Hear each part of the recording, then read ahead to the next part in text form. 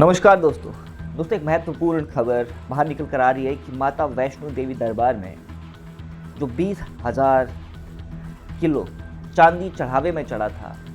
और shrine board ने recently ही जब इसे एक सरकारी टकसाल में, सरकारी मिंट में मेल्टिंग के लिए भेजा तो पाया ये गया कि ये जो 20,000 किलो चांदी भेजा गया था, इसमें से सिर्फ 5 to 6% चांदी ही प्योर फॉर्म में निकला। बाकी का 94 to 95% चांदी जो था वो फेक निकला। अब दोस्तों इसका आप मोटा मोटा अंदाज़ा लगाइए रेवेन्यू में कितना इम्पैक्ट हमें देखने को मिलेगा। 20,000 किलो चांदी, यानी अगर आज के रेट से इसकी वैल्यू देखी जाए तो ये निकल कर आती है लगभग 500 करोड़ के आसपास।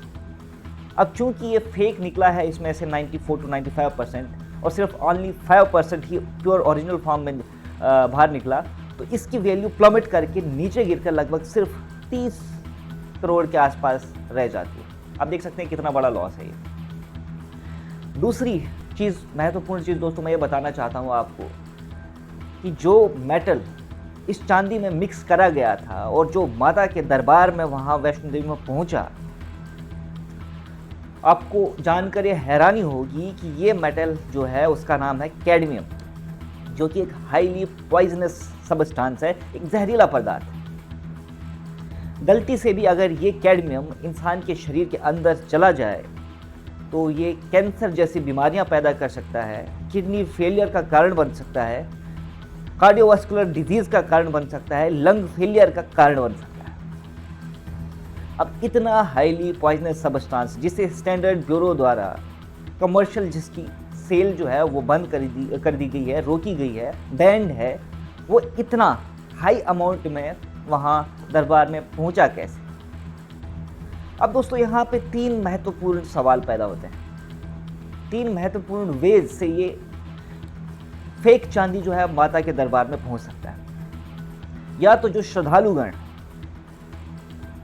चढ़ावा चढ़ाते हैं, जो चांदी के सिक्के हों या फिर चांदी का कोई भी छत हो, वो 2 ऑप्शन हो सकते हैं जहाँ से वो खरीद सकते हैं। या तो फिर वो अपने पॉसिबली अपने कस्बे या फिर शहर के किसी शॉप से, ज्वेलर शॉप से खरीदे, या फिर दूसरा तरीका ये हो सकता है कि वो माता वैष्णो देवी दरबार के आसपास विसिनिटी में जो दुकानें लगी हुई है, जो चांदी वहाँ पे बेचते हैं, वहाँ से खरीदा हो। अब दोस्तों अगर उन्होंने अपने विसिनिटी में यानी कि शहरों से खरीदा है, तो फिर ये रीज़न हो सकता है कि उन्होंने अपनी मर्जी से ही लो क्वालिटी का चांदी जो है वो दरबार में लाकर चढ़ावे में चढ़ाया हो।